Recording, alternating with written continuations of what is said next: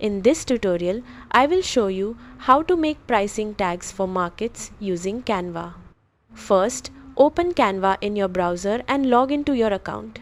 If you do not have an account yet, you can create one for free. Once you are on the Canva homepage, click Create a Design in the top right corner. In the search bar, type price tag or price tags and select a template from the available options. Canva will open the template in the design editor. Next, click on the text boxes in the template to edit the product name and price. Replace the sample text with the name of your item and the correct price.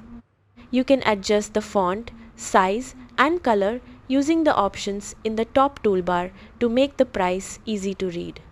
If you want to add your logo, go to the Upload section and upload your logo image. Then drag it onto the price tag.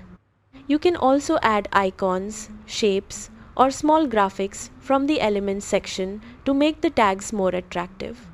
Change the background colors or border styles to match your brand or market display.